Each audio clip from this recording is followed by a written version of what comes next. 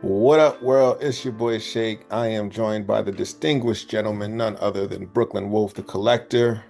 And I'm going to let you know, as I have, the views and opinions of this podcast are ours and do not reflect the opinions of any game developers, any inside information, or company. These are our goddamn thoughts. If you are offended by controversial takes in gaming, broken English, and or gratuitous cussing, you might want to turn away. But if not, welcome to the third episode of the WaggleFest podcast. Let's go. What up, Brooklyn Wolf? How you feeling? You're damn right. Oh man, it's been a very busy week in gaming, my friend. It has. It has. It has been a very busy week in gaming. And there's going to be a couple of things we talk about because obviously the Tokyo Game Show is going on. We also had a Sony State of Play, and then there's other little things going on, and there's a pretty big shakeup in the industry that has been initiated or press releases come out, and I'm interested to see how that's going to go. And we'll discuss all of those things. So if you are with us, please stick around, get yourself a cocktail, a drink, whatever your favorite snack, and just rock out with us for the ride. So my dude, let's talk about that Sony State of Play. It was a packed state of play, which I appreciated. But yeah, man, what did you think about the state of play? Well, I don't know if it's a case of me being a little jaded, cynical, or just getting older. I'm beginning to feel less impressed by what's shown nowadays. The first thing that struck me was a lot of the games that were shown in the state of play, while they were a little varied, they did look kind of similar to one another. Like it was very samey, and the only one that stood out was Wolverine. That was cool. Insomniac did. I played the first Spider-Man game. I did not play Spider-Man 2. Spider-Man 1 was an amazing game, and I'm pretty sure they're gonna crush it with Wolverine. But in terms of visuals, we will touch on this later. So I'm just gonna say it first. I think it's weird. I think we hit the peak of graphical fidelity in terms of this current console generation. Nothing has really blown me away. But yeah, I think the only one that stood out in terms of gameplay was Wolverine. Everything else looked cool, but at the same time, it was just very samey. Just I can't look at one and say, for example, like, oh, that is that game or that is that game, right? Because they looked similar to one another. And yeah, that's my takeaway from PS5, the Sony State of Play. What about you? What's funny, and sticking to the point that you're referencing in terms of graphical fidelity, very specifically, I agree. I do think that we have plateaued, and honestly, I think we plateaued last generation. Like, I don't know that games need to look better than they did on the PS4 or Xbox One. Because I don't. If we even think about like what happened with the PS5, a lot of people didn't upgrade because games were coming to both generations. And outside of like a performance thing, like whether it ran at 60 or whatever, in terms of graphics, the games were so close. It's honestly like the smallest upgrade we've ever seen in any console jump. And I do agree with you that I think we're kind of back in that era of the 360 where developers are like full on grayscale. Like kind of the inventiveness or the innovation that we look for in gaming is kind of like, it's not there. Like, I'll even talk about a couple of the games that I saw. Like, for example, like the first game they started the state of play with was what was it? It's from the Nocturne. Oh my gosh, why can't I remember? The Returnal team. Yes, thank you. The Returnal team, Soros, and I actually thought it looked cool. Like I thought that it looked cool, but at the same time, it was like, I've seen this before. You hmm know, it wasn't something that immediately made me go, oh, snap. Like, I've never played a third person action game where you've got superhuman abilities in a gun. You know what I'm saying? Like, Yeah. in a post-apocalyptic world. Like, I mean, the set pieces are cool, but I just felt like I had seen it before. And you know what I will say though, I think that I walked away from the state of play more than just the games looking the same, which I agree with you on, is that we saw that like there are gonna be games coming out for the PS5 in the next year because I think that that's been a concern, right? Like I think that the cadence of game releases has been very slow. You Yeah. know, like outside of Ghost of Yote, like there isn't a lot to immediately look forward to. hmm So I feel like we saw a lot of games that were kind of scheduled for early next year, mid next year, and I was like, okay, that's cool. There will be something to play. I mean, personally, and I joke around with you all the time. Like my PS5 collects dust. Yeah. Like, Yeah. and it's not to say that it's PlayStation slander, but um, it's a great console. It's been out on the market for almost 6 years at this point. Um, but I just kind of feel like again, I don't know that if an upgrade was a necessity. At least I haven't felt like it this generation. Um, but I did think that there were some other moments from the state of play that are really noteworthy. I think that Microsoft showing up with Flight Simulator was a pretty big deal. hmm I think it is Microsoft leaning into the thing that brought them to the dance as, like a software developer, and I think that the way they are really positioning themselves to no longer be a set-top box or have a set-top box, but most complimentary, be able to play Microsoft games wherever you are. I think that that was cool, especially for Flight Simulator. I'm interested to see what that will look like on a PlayStation 5 Pro. Um, what else was there? There were a couple of big game announcements. I think I listen, what I will talk about, and this might seem small, and I know that this might not be for everyone, but I'm kind of looking at Sonic Racing Cross Worlds, and I'm hmm like, they're really coming for Mario Kart's throat.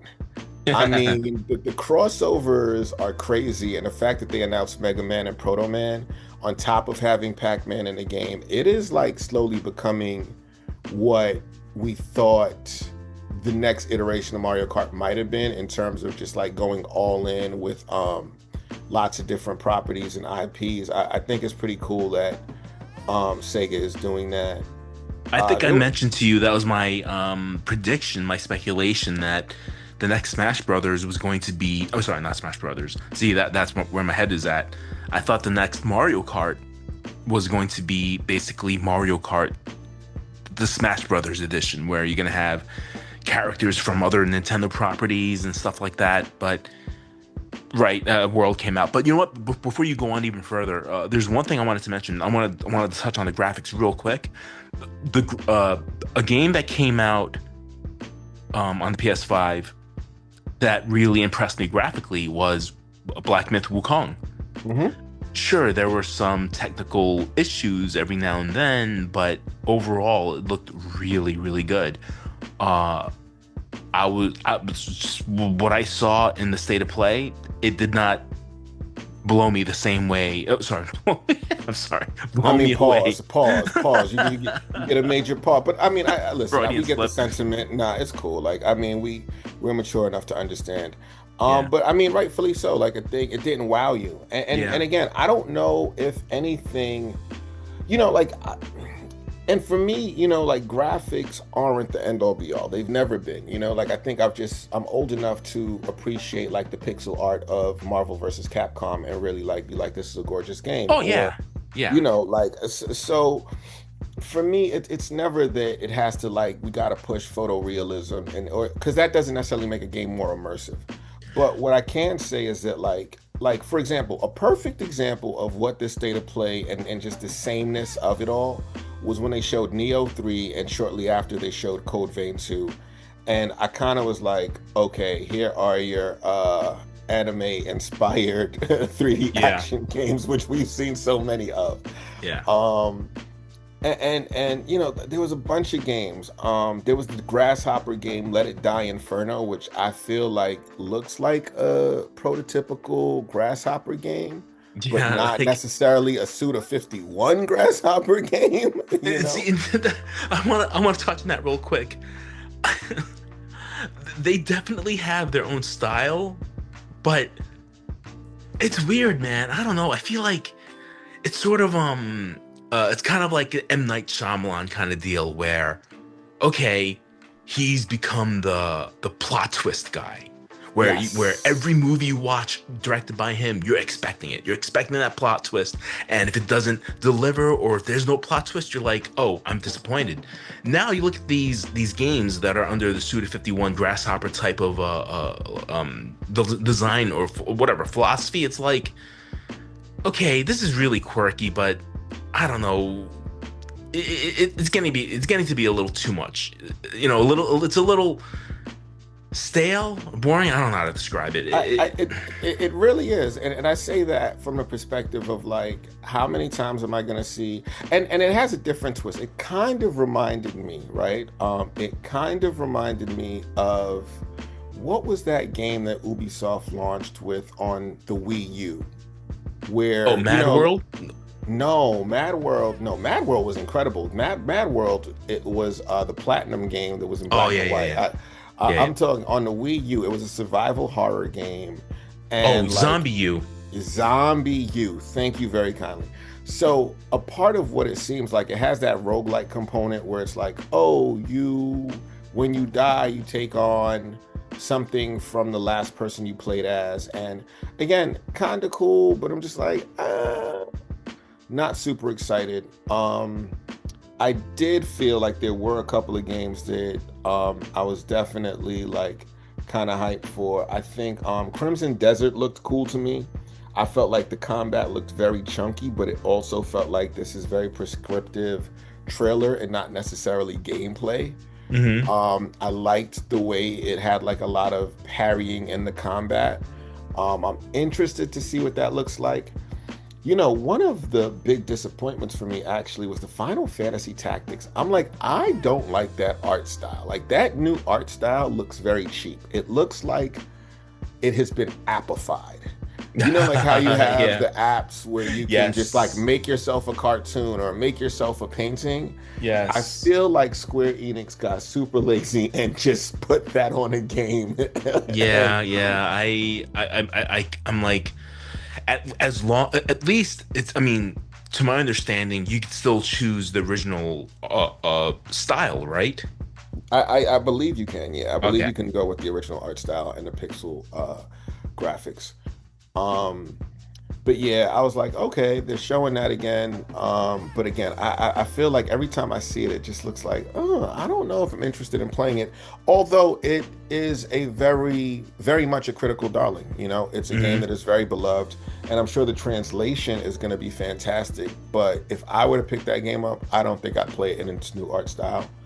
Um, you know, I think that another really interesting thing that happened in a state of play, and I feel like it's the first time we have really seen this in this capacity, which is Sony sticking to their guns as an electronics manufacturer, and they're doing PlayStation branded Bluetooth speakers, which I thought was really interesting. Yeah. Yeah. Um, you know, it's like it's got a subwoofer in it. It's like it should, you know what I mean? Um, Gran Turismo is getting some new content, which seems pretty cool. You know, I think that obviously that is a big deal when you think about just Sony's IP. It's one of Sony's most coveted and long-standing IP. You know what I mean? It helped build the Hmm. PlayStation brand. But let's talk about the game, and I mean, you mentioned it earlier, that the game that they closed out with, which is Wolverine. And I want to preface just this conversation about Wolverine by saying this is the second state of play where Sony has ended their state of play presentation with a Marvel based property, Hmm. right? Hmm. Like the day the Switch came out, they showed Marvel Tokon. And now we've got Wolverine, which people have been clamoring for. People have been asking, where's this Wolverine game for a long time. So, like, what did you think about this Wolverine game? Okay, so uh, I loved the first Spider-Man. I had not played Spider-Man 2. Just didn't have the time, and eventually just it just escaped me, right? And Wolverine is a beloved Marvel character, and a lot of people were hoping to play a Wolverine game, right? And it was teased how many years ago, right? And radio silent for many years afterwards, and they finally showed gameplay. It looked good. It basically looked like Spider-Man, but very, very violent, right? You're playing as Wolverine, and I guess that's going to be the draw is the violence. Um, but here comes the jaded person in me again, and that is it did not wow me graphically. It looked good, but it did not wow me. And this goes back to the whole thing about the PS5, where it's like, okay, you clearly have the power. I don't know why you decided to go for the PS. I don't know why Sony decided to make a PS5 Pro when the PS5 has not even been pushed to its limits yet. And they're just not doing it because you know what? I think a lot of developers are starting to feel that okay, we don't need to do this anymore.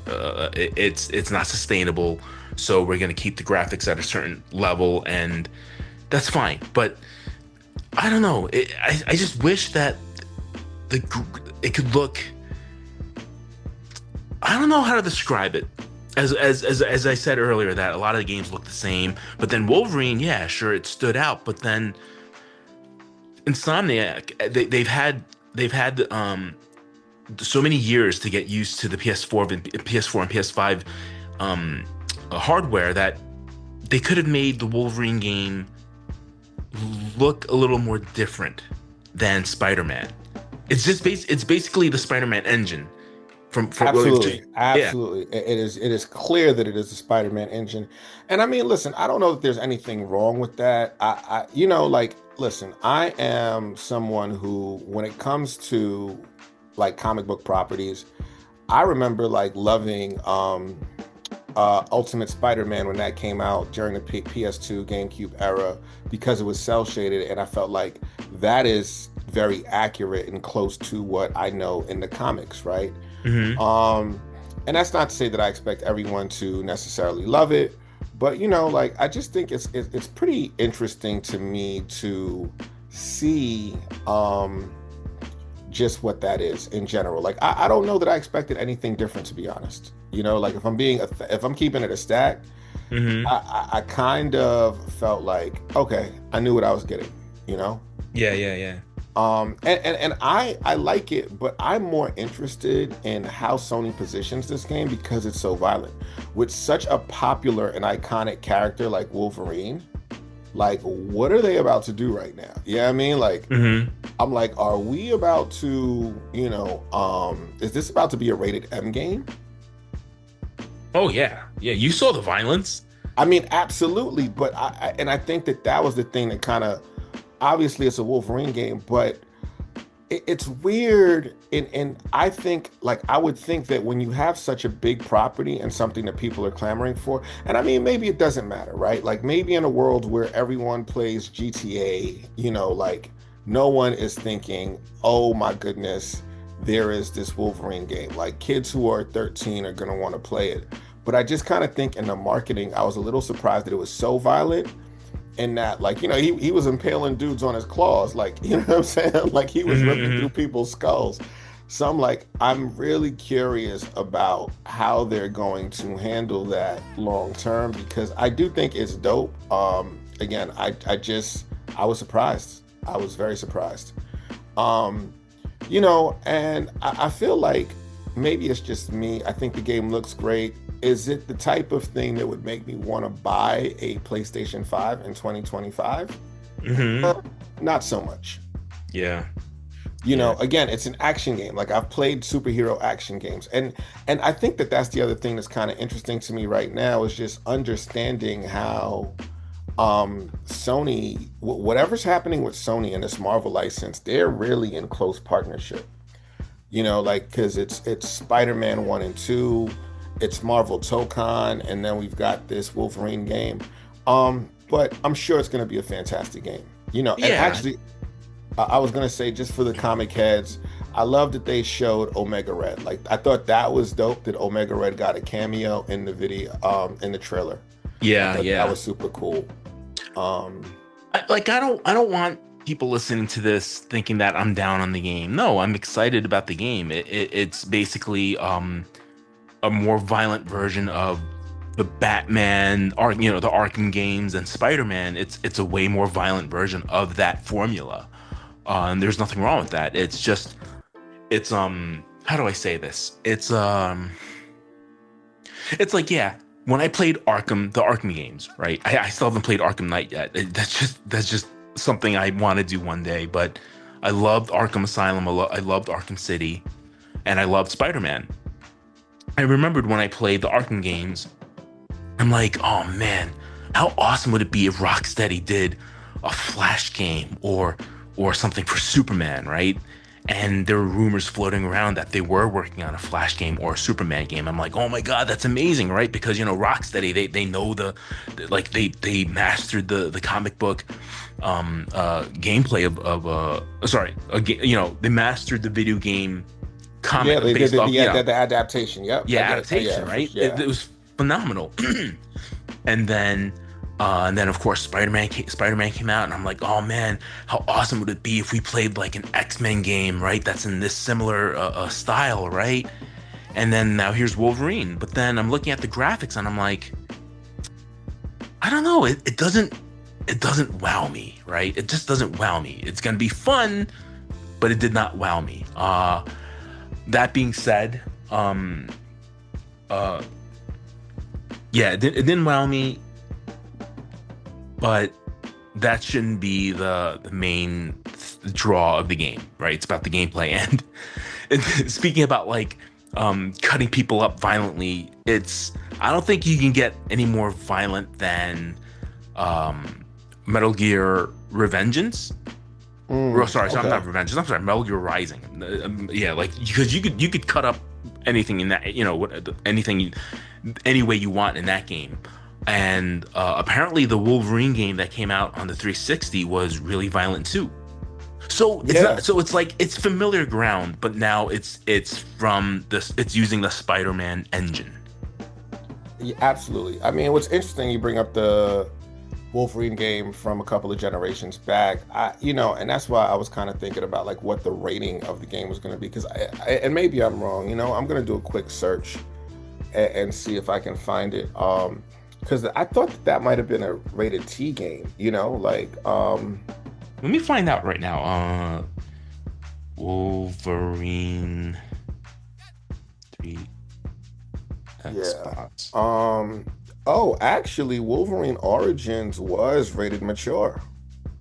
Oh, okay, Well, okay. no, wait a minute. I'm seeing different things here. Like I'm seeing box art that has teen, and then I saw something that No, has it's M. no. It says Yeah, it M. is. It is rated M. Okay, okay. So no, all right. So this is not unfamiliar territory or grounds. And listen, again, I think that the state of play was really promising, and that it showed a bunch of games coming to PS5. And like if I had to give it a grade, I would give it a solid B. What would you give it in terms of a letter grade if you had to? Yeah, I'd say just on the principle of they're coming out, they're making, they're putting games out. Uh, I'd say B plus. That's a Okay. promising thing. It's a promising thing.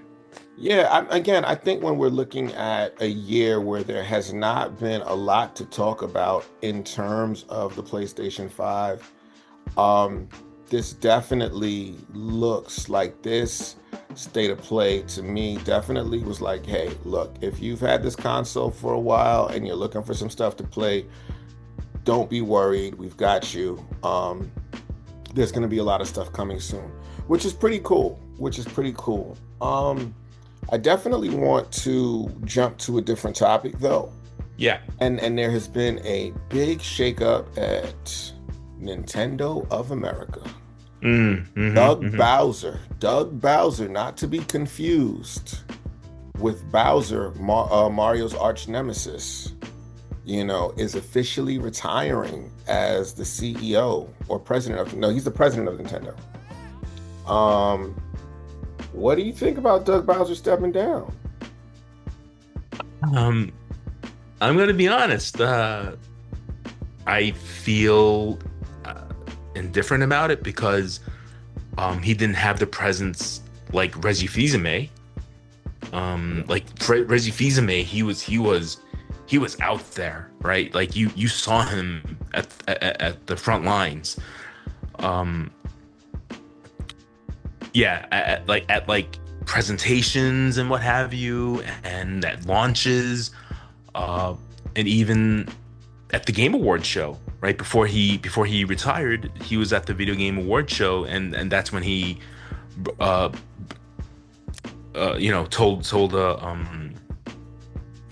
oh my God, Jeff Keighley, and he was like, "Wait, you think I'm gonna come to the show, to the award show without one last thing?" And showed the Bayonetta 3 trailer.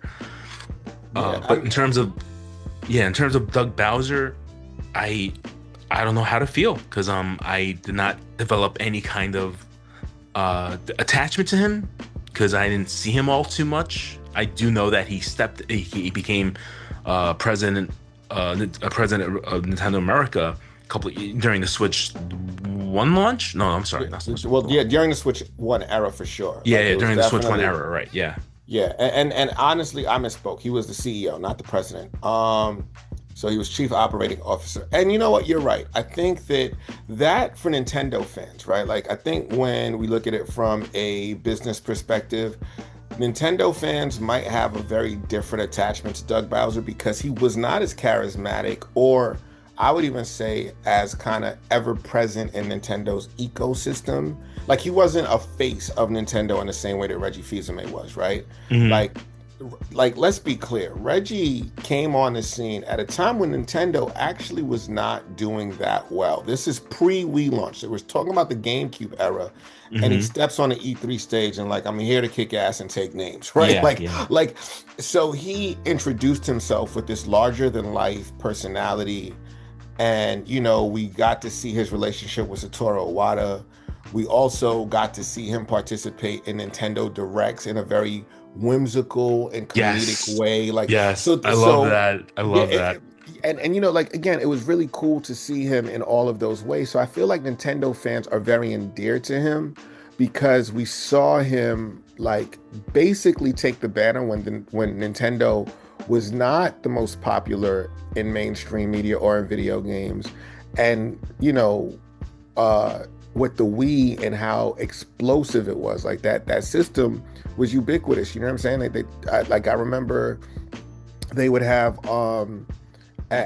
like folks playing Wii bowling at retirement homes and things like that. We saw Reggie, like, we grew with in a lot of ways. The thing with Reggie, and I would say that our attachment is that we grew up with Reggie. Reggie was president for a very long time, or he had an executive position in Nintendo for a very long time. And, I think that when you're seeing him in all of these ways, super connected to the brand you love, to the characters you love, and also being just personable and at all of the launches, or just feeling like, hey, again, to your point, he's with Jeff Keighley at the Game Awards. He felt like he was part of the gaming community. And I feel like that has been the biggest knock to Doug Bowser, not personally or professionally, but I think in the eyes of Nintendo fans, they wanted someone to succeed Reggie that was going to be like Reggie. And that's just so hard. It's really hard to kind of live up to this larger than life personality. And I'm sure that, He's an incredible human being and he's retiring. So shout out to him, you know what I mean? He's probably sitting on tons of money, going to live real comfortably right now. Um, but I think, what I will always think about Doug Bowser is just how hard it is to take the mantle of a very successful business Hmm. and steer it into its next phase. Yeah. When I think Doug Bowser moving on as CEO, it's like, listen, the headlines around Switch 2 have not been kind. And he's had to field a lot of that. The variable pricing with an $80 Mario Kart, or, the economic climate legitimately being impacted by the political climate and at least in the United States, and like the sticker shock of the Switch 2 coming in at $450. Like he had to take the brunt of all of that publicly, Hmm. and still like kind of walk with his head high and be like, nah, like this is what you need, this is what you want, this is what, Um, so it's very interesting to kind of see that his tenure didn't seem very long either. Hmm. Hmm. It seems like Yeah. he's Yeah. been with Nintendo only for a little bit. Oh no, apparently he's been there for a long time, apparently. You know, Yeah, so I don't know. I mean, it's definitely been a few years. I know that. He joined Nintendo in 2015, so it's been there for a decade. He's been there for a decade, and he assumed the presidency in 2019. You know, pretty interesting stuff. And we've got the new Nintendo um uh president, Devin Pritchard, stepping in. I do not know Devin Pritchard. I don't think anybody does. I mean, but here's the thing, she's been with Nintendo for like almost 2 decades, for 20 years, bro. Yeah, that's what I'm hearing. Yeah. You know what I mean? Like she's been with Nintendo since you're talking about since the GameCube era. Hmm. Hmm. Um, and it'll be interesting. And she, was the executive vice president of revenue marketing and consumer experience. So in some ways, I think that this might be closer to the experience that the fans want with Reggie, because this is someone who has probably been very thoughtful and intentional about how Nintendo engages with its community. So when you have someone that's been in the background working in that capacity around consumer experience and marketing, I think that that this might be what Nintendo fans want. Again, I don't know Devin Pritchard. I can say that it is a hallmark moment in Nintendo's history, considering that she is the first woman to assume the role of president. Yeah. So that's pretty dope. You know what I mean? I think that anytime we see progressive steps in society in any direction, I always applaud the folks who deserve it. And the other shakeup is that we got Satoru Shibata coming Hmm. in Hmm. as the NOA CEO, and he's had many roles. This is a name that um, has been in Nintendo forever. Like Satoru Shibata is like, whether you know him or not, you've definitely seen him. Like he is someone who has been in Nintendo Directs before. So I think it'll be cool to have like these very visible personalities, especially coming after having a CEO who was not as visible, you know? Yeah. Yeah. Yeah. Yeah. I mean, you can't, like, what's that saying? There's only one Michael Jackson, there's only one Jackie Chan, and there's only one Satoru Iwata, there's only one Reggie Fils-Aimé. And it's kind of silly to think that Bowser was going to become the next Reggie Fils-Aimé. It's silly to think that, right? And Oh, absolutely. yeah. You know what it's like? It is very much what I think of. I don't even associate it with like business people. Like, we were talking about Insomniac's Wolverine, or even Insomniac's Spider-Man. And this is for the heads. This is for the old heads who are comic book collectors. Hmm. Like when Todd McFarlane had his run on Spider-Man, right? Which was Mhm. super iconic in the 90s. Do you know how hard it was to get adjusted to Eric Larson's? Not because Eric Larson was not a great comic artist, right? Yeah, yeah. But again, like following in the footsteps of Todd McFarlane, who reimagined Spider-Man in new ways. And I kind of feel like that's what Doug Bowser was experiencing. You know what I'm saying? Like Hmm. you're standing on the shoulder of a giant, and the fans want you to show up a certain way, but it's really hard no matter how good you are in your executive role. I think the fans have an expectation that you will also have a public facing role, which is Yeah, not true of most corporate executives. Like, yeah. you know, so there's that. But I'm very curious to see how they assume their roles, and if it materially impacts the Nintendo that we know as it is. Because again, if you guys listened to last week's podcast, and by the way, shout out to the people who did listen, because there are a lot more listens on the second podcast than the first. So I hope that means that we're growing, and I'm definitely seeing my channel grow. So shout out to all the new subscribers to WaggleFest.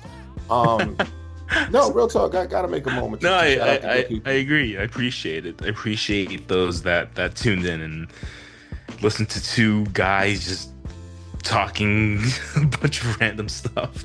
Exactly. Yo, listen, it's the Blasian invasion. You did. It's the Blasian invasion.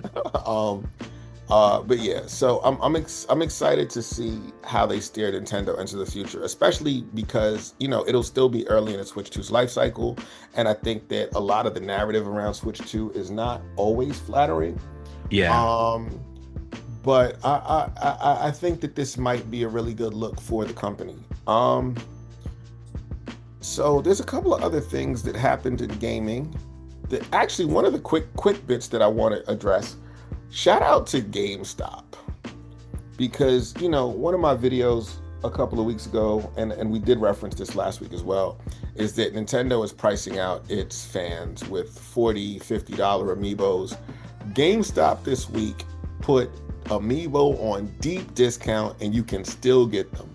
They have like tons of amiibo for $6, and all of the Switch 2 launch amiibo from Tears of the Kingdom and Street Fighter 6 are down to $15, including the Donkey Kong Bonanza. So all of the recent amiibo are now only $15 at GameStop. And if you missed Sora or any of the Mario line amiibos that they recently did re-releases for, you can get those suckers for $5. I feel like that's dope, because you know what I'm saying, we gotta save some money. The prices are getting a little outrageous. $5. Bro, if you have not, if you go on GameStop's website, they are advertising amiibo. You know what? Maybe I misspoke. It might be like $5.99. Either way, it is Oh, a fuck that. I'm steal. not buying it now. Yeah, man. You know what I mean? Like that extra dollar. Listen, we got a penny pinch out here in this time, but um, definitely $6 amiibos. You can't beat that. If you are an amiibo collector and you have not been paying attention, GameStop currently has a huge amiibo sale going on. They are shipping to your home. This is not only an in-store thing. That is the other thing that is pretty big.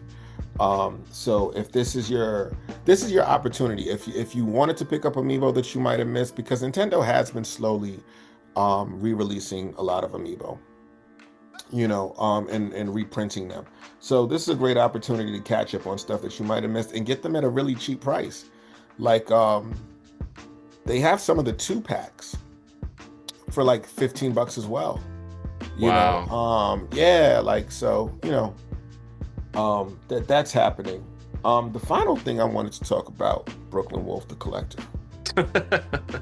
Final thing that I wanted to discuss on this week's episode is the Tokyo Game Show, and specifically Capcom, my friends.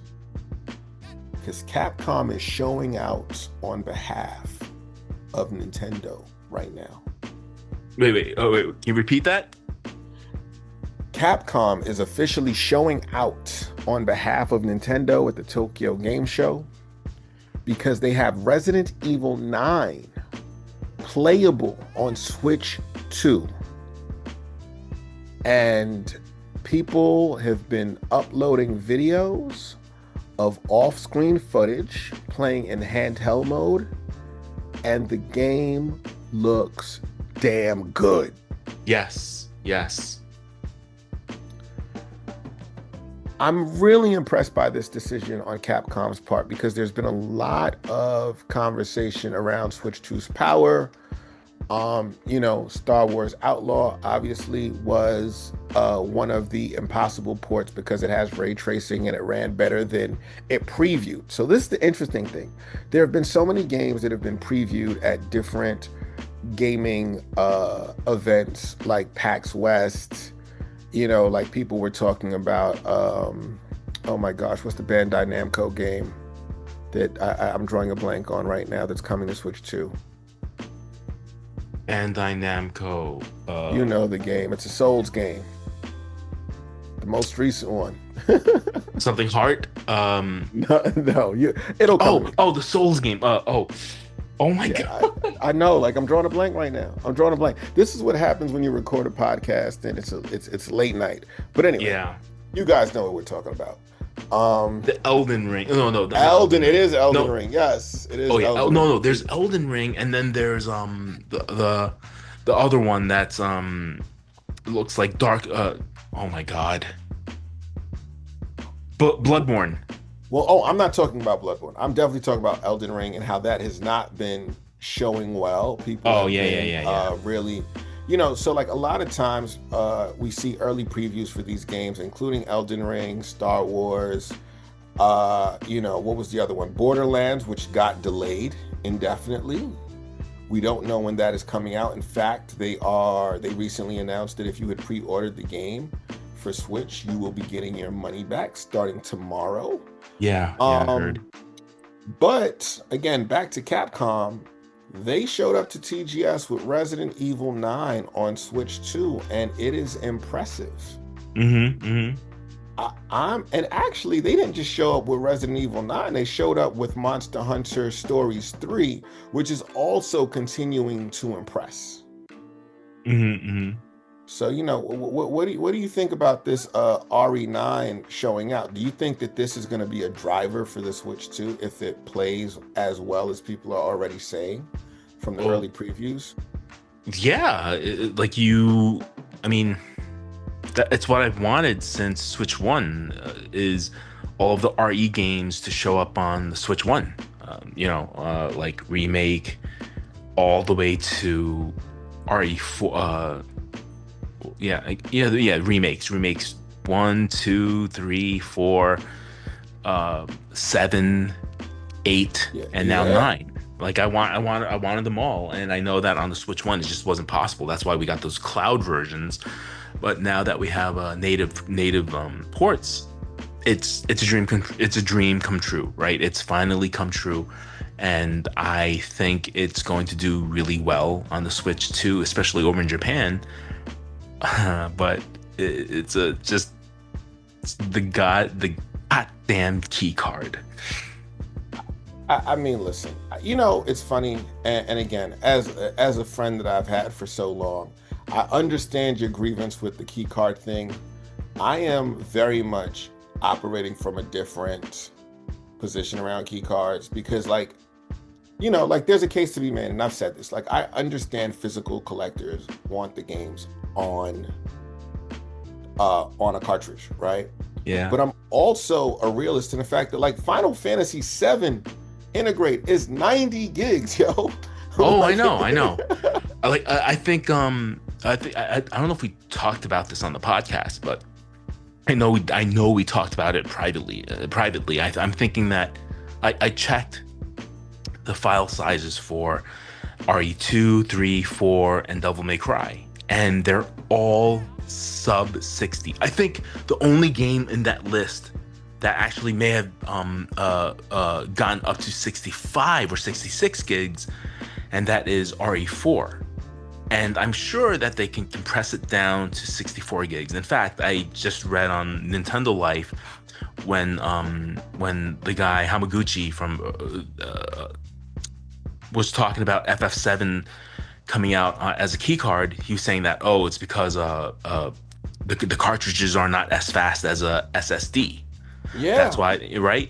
But then when the question was posed to the Capcom side, they're saying, "Oh, our decision is not technical. It's from a sales perspective or something like that."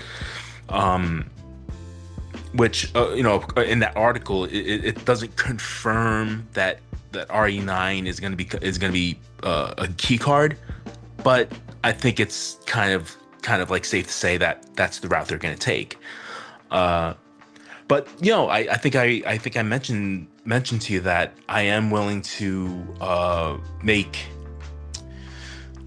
I am willing to compromise, right? Like, in fact, I already have. Like, for example, like Street Fighter 6. I bought the game digitally. I did not buy the key card. Um, and I'm just hoping that one day limited run games will offer, someday in another year or so, hopefully when costs of the cartridges go down and Nintendo starts offering faster cartridges at a more affordable price, hopefully a lot of these games can get revisited and get physical versions, because it's not unheard of. Like, for example, Valkyria Chronicles. Yep. Yep. Valkyria Yeah, Chronicles. Yep. yeah. Like the first game, it came out digitally only on the Switch, whereas 4 got a cartridge, like a full-on limited edition, all from limited run games. And then years later, they find limited run finally came out with Valkyria Chronicles on a cartridge. So it's not entirely impossible for them to come out with a physical version of, for example, FF7 remake and the RE games. If they're going to be currently going to be put on key cards in the foreseeable future. I'm just hoping someday down the line that games like Street Fighter 6, when all the expansions come out and they're like, okay, we could finally put it on a cartridge, hopefully, and then my dreams of a true Switch 2 physical collection can be fulfilled. Gotcha.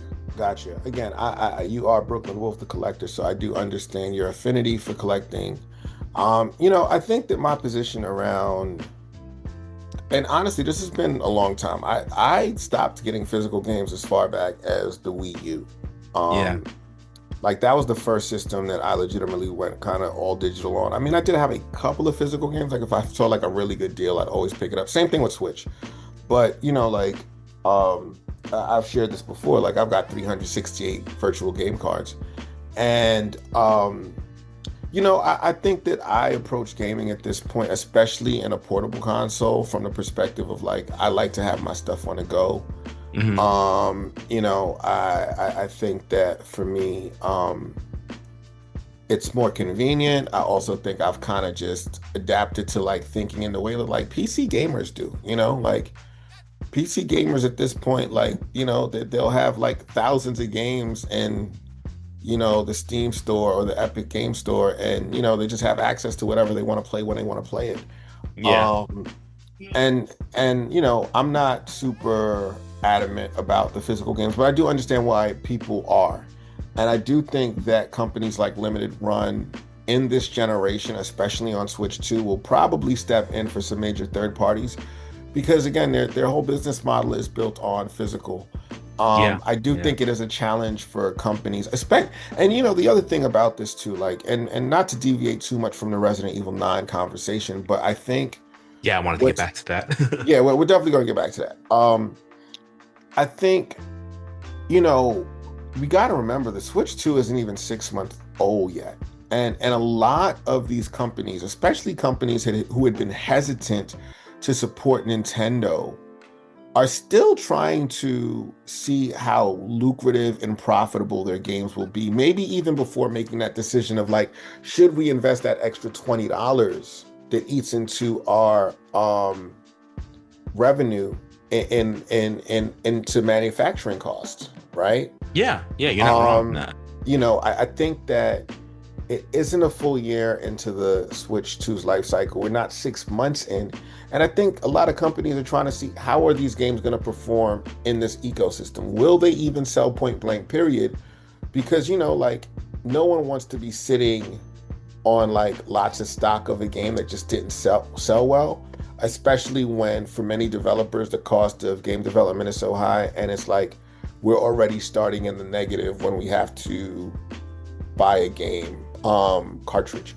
So I think that that might be a factor, and I'm not here to defend game companies because again, they're businesses. They're here to make money. But I do think that there are things that maybe inform how they've approached the game key card thing initially, and I think that's one of them. You know, I think the system is also just still very young, on top of like wanting to test the waters. But yeah, Um, man, Resident I Evil wanted 9. to I wanted to say one thing. Again, I don't know if it's because I'm cynical or jaded, right? I don't know why. I just get this feeling that Resident Evil Requiem, it's not um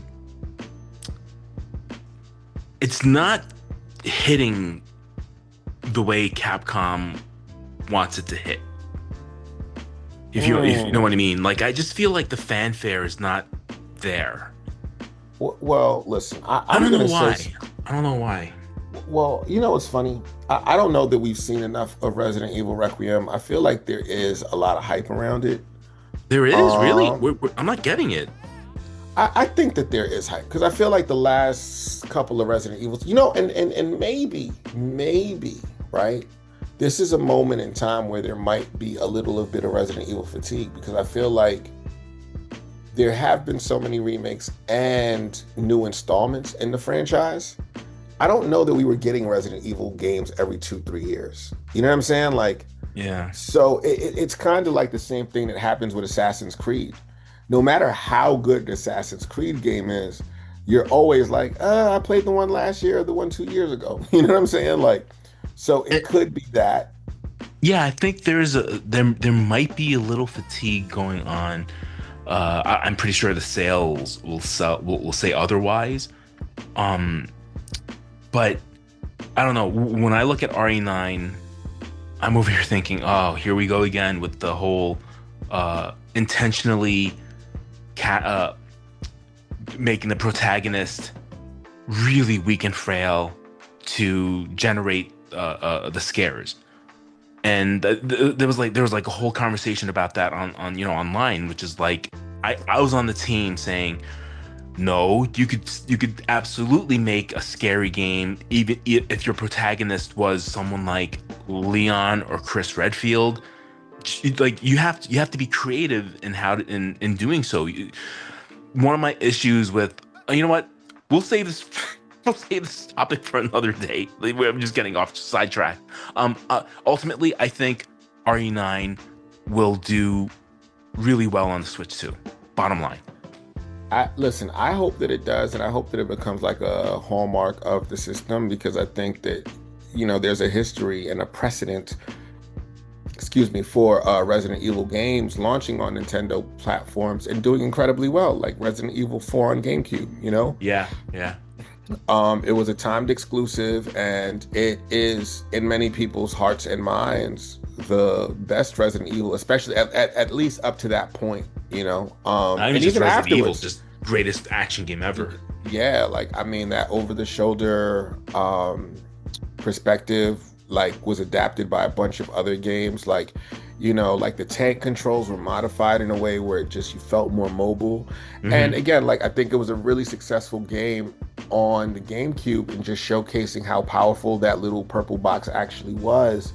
And I am hopeful that Resident Evil 9 launching on Switch 2 alongside all of its big brother siblings in the Yeah, PlayStation 5 and Xbox. I really hope that it finds success.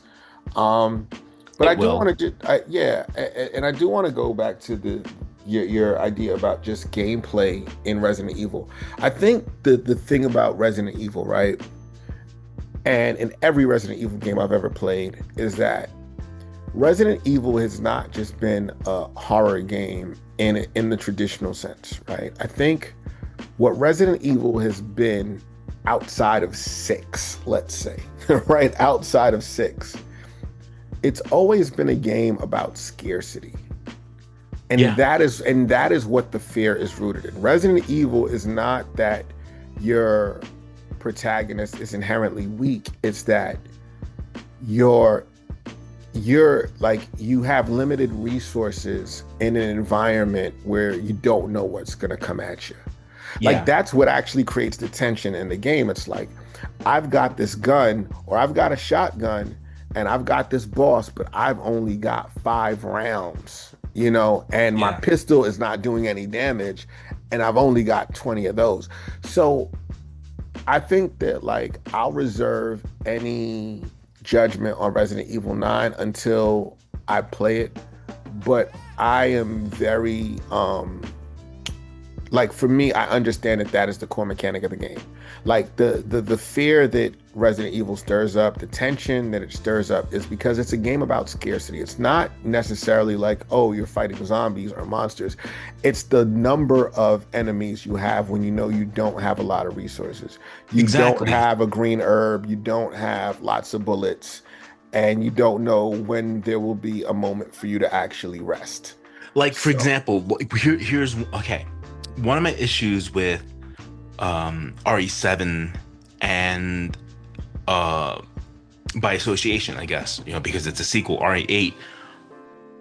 I'm not a fan of the first person view. That's one. mhm. And two, they they I don't know, maybe it's the change of perspective that really um put me off from playing RE7 and RE8. Despite the fact that it does follow that similar formula where by the end you're a fucking combat a master of combat at that point, right? You're filled to like you're packed with weapons, right? Absolutely. And I think that's one of the beauties of Resident Evil. That's what attracted me to it, is that like it gives you the chance of fighting back, and that progression, right? But just horror game philosophy in general are all the REs up until the remakes, right? RE2, RE3, RE4, right? All the characters. I'm sorry. I guess RE6 to a certain point when they're not talking to one another, but the characters are quiet. They don't Mhm. talk, right? They let what's happening on the screen affect you. For example, you played Resident Evil 1 on PlayStation. So then when you play the remake on GameCube, you're like, "Oh, how am I gonna get scared?" But no, when you're playing it, the atmosphere it's kicking you in the ass, right? The atmosphere. And then they introduced the Crimson Heads, and this is going back to the whole thing about scarcity, right? So okay, you killed the zombie, right? Oh shit, they introduced gasoline and a lighter. Okay, what is that for? Oh snap, the zombie I killed a couple minutes ago, an hour ago, they're more powerful now. Like they run after you. They run after you this time, right? You're scared, and it's because of the scarcity. You're like, oh shit, do I use my ammo on this thing, or can I run away from it? But then the most recent RE games, when they introduced the more dynamic dialogue, which is like, oh shit, I'm so scared. Oh, what the fuck is that? It's like you're being told to be scared. Like I don't need the character on the screen. I don't need Leon or Claire telling me, "Oh my God, be scared." It's like, no, I'll be scared just by what's happening on the screen. You know what I mean? So that's why when RE9 with this new protagonist, it's like, dude, like of all the trailers, of all the gameplay we've seen thus far, there's no combat that I've seen, at least. It's all running, it's all scared. It's like, okay, this is not exactly RE. You need to at least have a gun.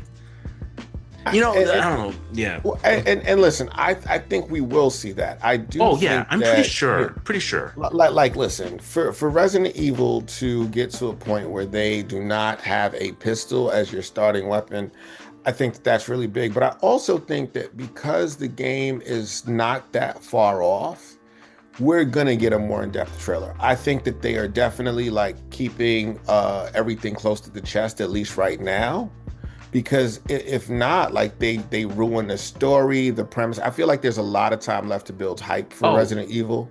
like So like I want to clarify, right? Like I know it's gonna build up to that. I know that the character is going to, have her own handgun, and I'm pretty sure if all the rumors and speculation is to go by, is that Leon's gonna show up in the game, right? Where it's like sort of a how I don't know. Did you ever play RE8? no, I haven't played RE8. Okay, so do you mind if I spoil something or I mean, listen, the game's been out for a long enough time. You can spoil it. Let's just make sure that listeners are, if you have not played Resident Evil 9, I mean, Resident Evil 8, now is your time to turn away because there is a spoiler warning, spoiler warning, spoiler warning. Okay, go ahead.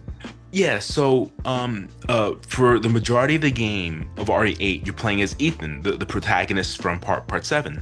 And then at a certain point, you assume control of Chris Redfield. And you're packed to the gills with weapons and you're plowing through these enemies. And it's satisfying, it's gratifying, right? Because you're playing as a badass, which again, at that point, yeah, he's been through so much that he is pretty much unkillable at this point, which is something I appreciate. It's that empowerment, that feeling of empowerment.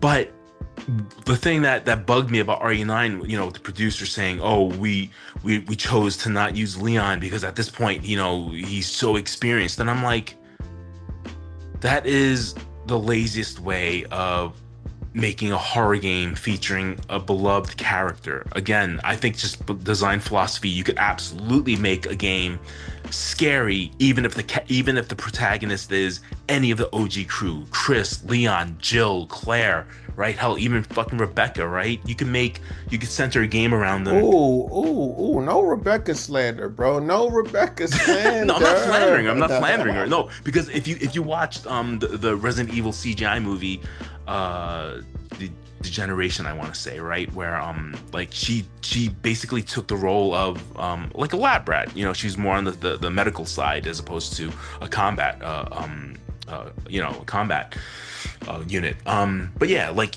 ultimately, I think that I don't agree with the person that I think it was the director or whoever was speaking about RE9 saying that, oh, we decided to not use Leon.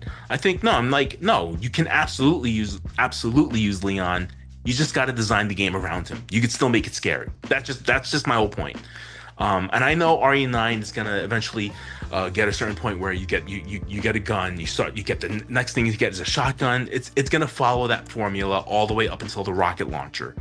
But yeah, that's just my thoughts on RE9. Nah, I got you. I'm excited for it because again, I think that this ability to be able to have the game portably is what I'm excited about. I'm excited to see the differences between a Switch 2 version and the PS5 and PS5 Pro version. Because again, going back to the earlier conversation, I think we're kind of at a point of diminishing returns. And I know that there are people who are legitimately graphic snobs and want to see, everything in the highest possible resolution at the fastest possible frame rate. Um, and I understand, like, listen, I want stable performance, but I most importantly want a good game. So I'm just curious to see what it's going to look like. Yeah. But yeah, man, I'm super excited for RE4. I mean RE9. Yeah. Said RE4. See, you know what I mean? Capcom got my heart. That game. Listen, I feel like I know where all of the hidden treasures are in that game. And let me tell you this much, because I feel like we're gonna close out this conversation. Before we leave, if you've made it this far, I really appreciate you sticking around. Yes, thank you But guys. but I got a little tea about a friend of mine who will go unnamed. When the Switch 2 came out, they encouraged me to re-download Resident Evil 5 to play in multiplayer. And then they flat left me for another Resident Evil game. Again, this friend will remain unnamed. Wow, But this guy sounds like an asshole. Shit.